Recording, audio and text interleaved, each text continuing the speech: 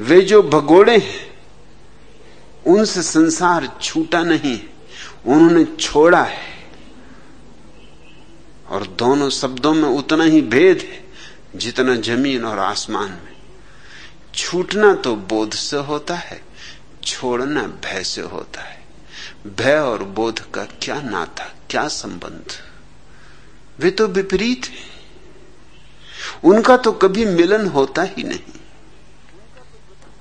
बोध और भय, भय तो पलता है अंधेरे में और बोध जगता है उजेले में। बोध है सुबह और भय है अमावस की रात। दोनों का कैसा मिलन? वे जो भाग गए हैं छोड़कर, छिप गए हैं जाकर पहाड़ियों में, गुफाओं में, वे सिर्फ भयभीत हैं, डरे हुए। डर है कि संसार में अगर रहे तो आसक्ति पकड़ लेगी। मगर संसार ने कभी किसी को पकड़ा है?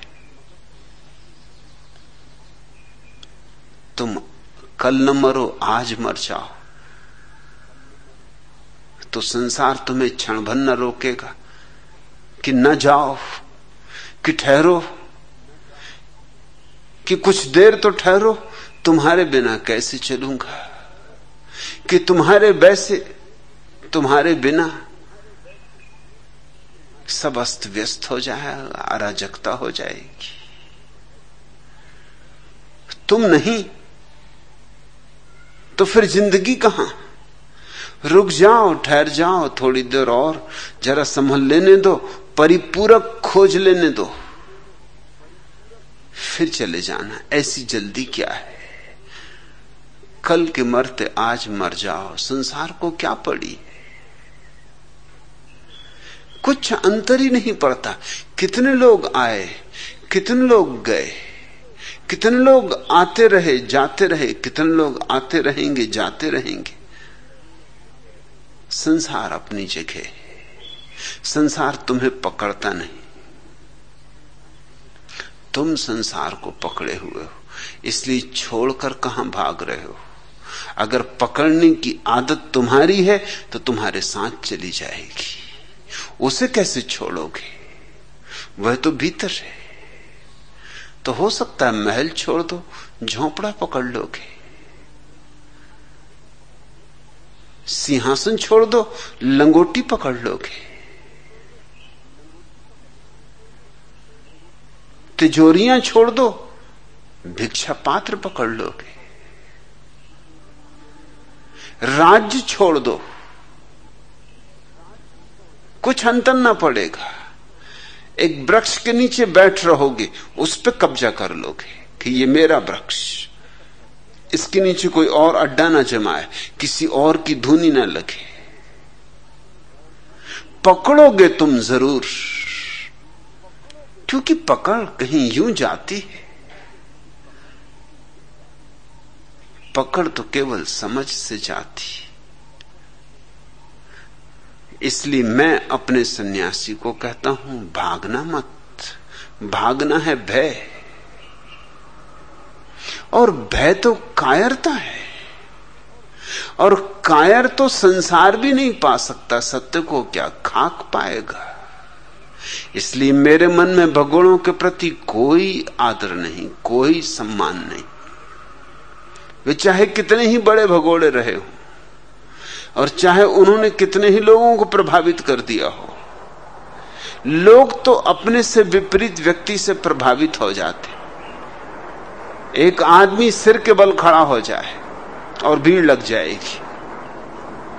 अब यूं सिर के बल खड़ा होना कोई बड़ी बात नहीं, कोई भी मूढ़ कर सकता है। सच तो यह सिवाय मूढ़ के और कौन करेगा? अगर परमात्मा को तुम्हें सिर के बल ही खड़ा करना था तो उसने सिर में टांगें उगा दी होती।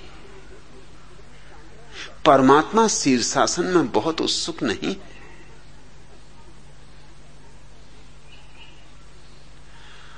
अगर परमात्मा को ही तुम्हें कांटों की सेज पे लिटाना होता तो तुम्हारे साथ ही कांटों की सेज भेजती होती, इंतजाम कर दिया होता। उसने तुम्हारे प्रवास के लिए पूरा इंतजाम करके भेजा है। अगर परमात्मा उत्सुक होता तुम्हारे उपवासों में, तो उसने तुम्हें भूखा रखने की कला ही सिखा दी होती। अरे जो भूख दे सका वो भूखापन नहीं दे सकता था। अगर परमात्मा उत्सुक होता कि तुम छोड़ दो परिजन, तुम छोड़ दो मित्रजन, तुम छोड़ दो परिवार, तुम छोड़ दो लोग, तो तुम्हें परिवार में और परिजनों में, मित्रों में पैदा ही क्यों करता? यूं ही जिससे आकाश से वर्षा होती, तुम भी बरस गए होते। जॉर्ज गुरजिएफ कहा करता था कि तुम्हारे महात्मा, तुम्हारे सभी महात्मा परमात्मा के दुश्मन मालूम होते। परमात्मा एक काम करता है, तुम्हारे उससे उल्टा काम करने को बताते। लेकिन राज है, राज यह है कि परमात्मा तो तुम्हें सहज स्वाभाविक बनाता है, महात्मा तुम्हें असहज अस्वाभाविक बनाते हैं, क्योंकि असहज अस्वाभाविक होकर ही तुम आकर्षण के बिंदु बनते हो। लोगों के लिए तुम्हारे प्रति सम्मान तभी पैदा होगा जब तुम कुछ उल्टा करो। अमेरिका में एक विचारक हुआ रॉबर्ट रिपले, वो प्रसिद्ध होना चाहता था। कौन प्रसिद्ध नहीं होना चाहता? चाहता था सारी दुनिया उसे जान ले। गांव में एक बहुत बड़ा सर्कस आया हुआ था। सोचा उसने कि सर्कस इतना प्रसिद्ध है, जग जाहिर है, इसके मैनेजर को जरूर कुछ सूत्र पता होंगे प्रसिद्धि के। तो मैनेजर से उसने अलग से मुलाकात ली और कहा कि मुझे भी कुछ राज बताओ, मैं भी प्रसिद्ध होना चाहता हूं। मैनेजर ने यूं ही मजाक में कहा, सर्कस का ही मैनेजर था, धंधा ही मजाक का था, तमाशबीनी का था। उसने कहा इसमें क्या खास बात है, तुम अपने सिर के आधे बाल कटा लो और चुपचाप बिना कुछ बोले जमीन पर टकटकी बांधे पूरे न्यूयॉर्क की सड़कों पर चक्कर काटते रहो। 3 दिन बाद आना। 3 दिन बाद वो आया तो साथ में अखबारों की बहुत सी कटिंग भी लाया, क्योंकि अखबारों में तस्वीरें ही छप गई। चर्चा हो गई गांव में, घर घर में कि ये कौन है आदमी, आधे सिर के बाल कटाए हुए, कौन प्रसिद्ध ना हो जाएगा। रिप्ले ने मैनेजर को बहुत धन्यवाद दिया और कब आगे के लिए कुछ और बताएं। न्यूयॉर्क में तो जलवा हो गया, डुंडी पिट गई। एक बच्चा ऐसा नहीं है जो न जानता हो। गांव गांव आसपास भी खबर फैलने लगी। मैनेजर ने कब तुम ऐसा करो, एक बड़ा आईना खरीदो, उस आईने को अपनी कमर पर बांध लो, आईने में देखो तो पीछे का रास्ता दिखाई पड़ेगा और बस पीछे की तरफ चलो, आगे की तरफ नहीं। और सारी अमेरिका का चक्कर लगा डालो। और रिप्ले ने वही किया और चक्कर पूरा होते होते अमेरिका में ही नहीं सारी दुनिया में प्रसिद्ध हो गया ये कौन आदमी। और उससे कहा तू बिल्कुल चुप रहना, बोलना है ही नहीं, जितना चुप रहेगा उतना ही अच्छा, बोले तो कहीं बात ना खुल जाए।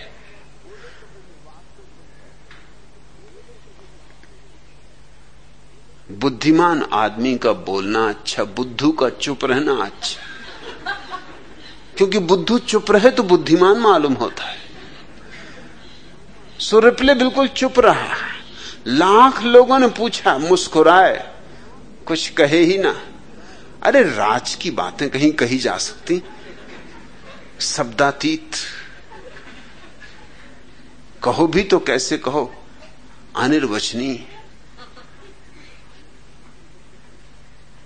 प्रवचन से तो मिलती नहीं, बोलने से तो मिलती नहीं, कहने से तो कही नहीं जाती, हस्तांतरणी नहीं।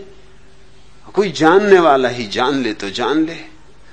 और मजा तो तब हुआ जब रिप्ले ने पाया कि कुछ उसके शागिर्द भी पैदा हो गए, उसके पीछे पीछे चलने लगे। उन्होंने भी छोटी छोटी व्यवस्थाएं कर ली, जिससे जैसा दर्पण बन सका ले आया। अकेला नहीं, अब रिप्ले की एक कतार चलने लगी और वो भी सब चुप। अरे जब गुरु ही चुप तो शिष्य भी चुप।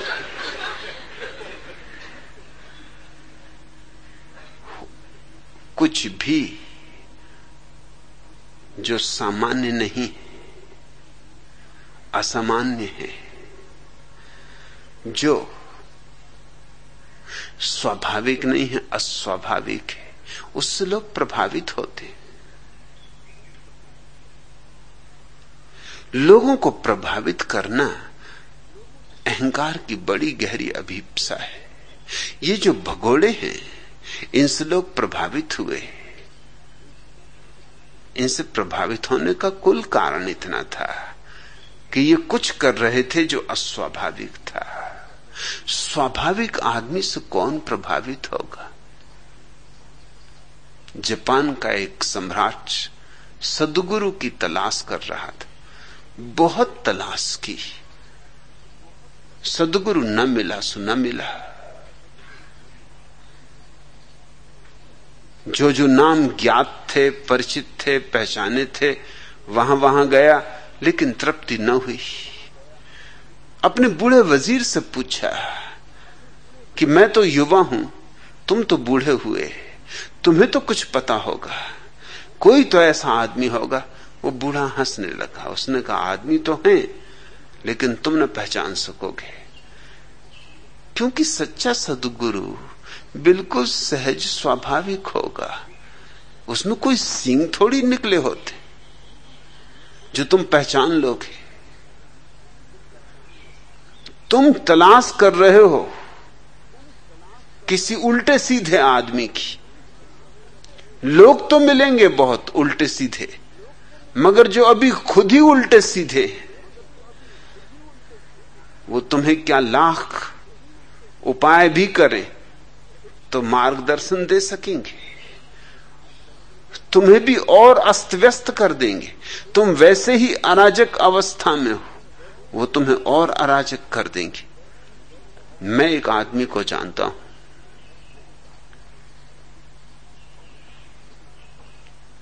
सम्राट तो उत्सुक था, वजीर को कहा मैं चलने को राजी हूं। वे दोनों गए मिलने उस फकीर को। वजीर तो चरणों पर गिर पड़ा फकीर के, लेकिन सम्राट उस आदमी को देख के इस योग्य न पाया कि इसके चरणों में गिरे। आदमी बिल्कुल साधारण था और काम भी क्या कर रहा था, लकड़ियां काट रहा था। अब कहीं सद्गुरु लकड़ी काटते कि कहीं महावीर लकड़ी काटते मिल जाएं, कि बुद्ध लकड़ी काटते मिल जाएं, सद्गुरु कहीं लकड़ियां काटते। सम्राट ने अपने वजीर से कहा कि यह आदमी लकड़ियां काट रहा है, इसकी क्या खूबी है? वजीर ने कहा, इसकी यही खूबी है, इसी से पूछो कि इसकी साधना क्या है। तो पूछा फकीर से कि तेरी साधना क्या है? फकीर कोई और न था, ज़ेन सद्गुरु था, बुकोज। उसने कहा, मेरी कोई साधना नहीं, जब भूख लगती है तो भोजन कर लेता हूं, और जब नींद आती तो सो जाता हूं। मेरी कोई और साधना नहीं। सम्राट ने कहा, लेकिन ये कोई साधना हुई? ये भी कोई साधना हुई? यह तो हम सभी करते हैं, जब भूख लगती भोजन करते, जब नींद आती सो जाते। बोकुजू ने कहा कि नहीं, इतने जल्दी निष्कर्ष ना लो। कई बार तुम्हें भूख नहीं लगती और तुम भोजन करते हो, और कई बार तुम्हें भूख लगती है और तुम भोजन नहीं करते, और कई बार तुम्हें नींद आती है और तुम सोते नहीं, और कई बार तुम्हें नींद नहीं आती और तुम सोने की चेष्टा करते हो। इतना ही नहीं, तुम जब भोजन करते हो तब और भी 1000 काम करते हो। यंत्रवत भोजन करते रहते हो और मन न मालूम किन किन लोकों में भागा रहता है। और जब तुम सोते हो तब तुम सिर्फ सोते ही नहीं, कितने कितने सपने देखते हो, कहां कहां नहीं जाते, क्या क्या नहीं करते। मन का व्यापार जारी रहता है। मैं जब भोजन करता हूं तो सिर्फ भोजन ही करता हूं, बस भोजन ही करता हूं। उस वक्त भोजन करने के सिवाय भोकुजू में और कुछ भी नहीं होता। और जब सोता हूं तो सिर्फ सोता हूं, उस समय सोने के सिवाय बोकुजू में और कुछ भी नहीं होता। और जब मुझे नींद आती तो मैं एक क्षण भी टालता नहीं, तत्क्षण सो जाता हूं।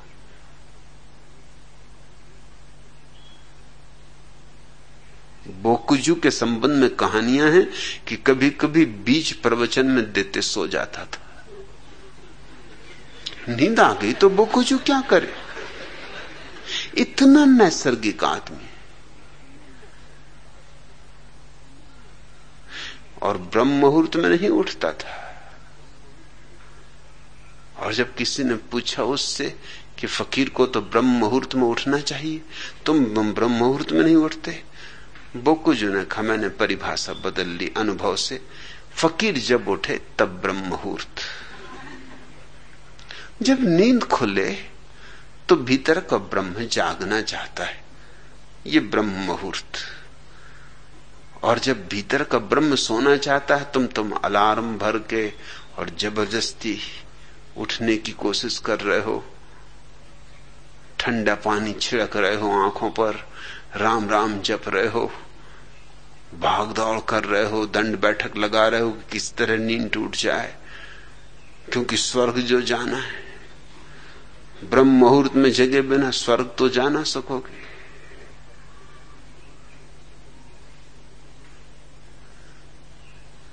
बोकुजू कहता, जब नींद खुल गई तब ब्रह्म मुहूर्त।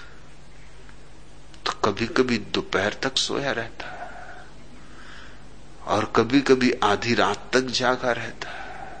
जब नींद आएगी तब सोएगा, जब भूख लगी तो भोजन करेगा। कभी कभी दिन 2 दिन बीत जाते और भोजन न करता, वह उपवास न था। और कभी कभी दिन में 2 बार भोजन करता। इतना नैसर्गिक, मगर ऐसे आदमी से कौन प्रभावित हो?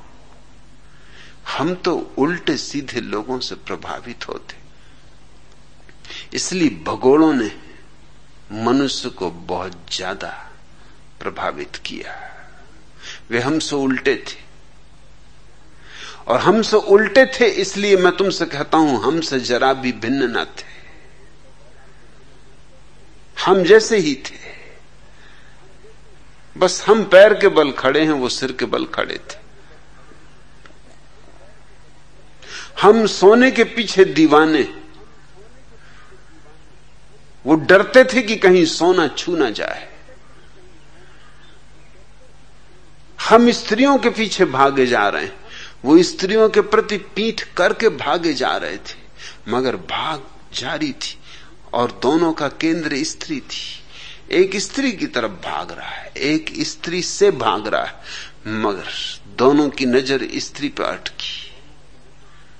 एक कहता है कि स्त्री में ही स्वर्ग है और एक कहता है स्त्री नरक का द्वार है, मगर दोनों के लिए स्त्री महत्वपूर्ण है, किसी के लिए स्वर्ग का द्वार, किसी लिए कि नरक का द्वार, मगर द्वार स्त्री ही है। मगर स्त्री से छुटकारा नहीं है ऐसे। न पुरुष से छुटकारा है, न धन से छुटकारा है।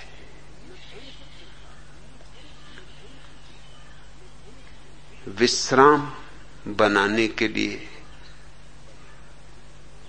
विराम में जाने के लिए पक्षी घोंसले बनाते हैं, मनुष्य झोंपड़े बनाते हैं या महल बनाते हैं। कुछ बुरा नहीं, बस इतनी ही याद रहे कि उन सीमाओं में आबद्ध न हो जाना। वे सीमाएं तुम्हारी सीमाएं नहीं, कोई सीमा तुम्हारी सीमा नहीं। रहो जरूर, मगर अतिथि की तरह रहना, आतिथेय मत हो जाना, मेहमान की तरह रहना, मेजबान न हो जाना। तो फिर तुम जहां हो वहीं सन्यासी हो। आनंद मैत्रेय, तुमने पूछा कि विश्राम के लिए अनंत आकाश में उड़ने वाला पक्षी घास का छोटा सा घोंसला बनाता है। वो उड़ने के लिए जरूरी है। उड़ने के लिए शक्ति संयोजित करनी होगी, जागने के लिए सोना होगा, भागने के लिए बैठना होगा।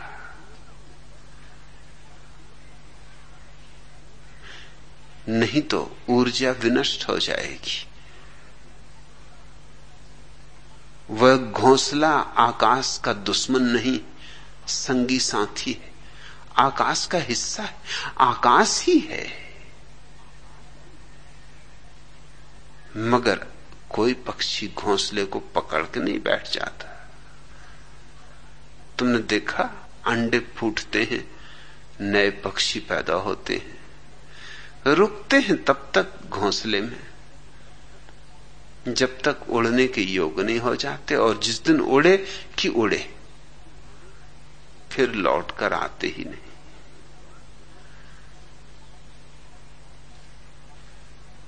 फिर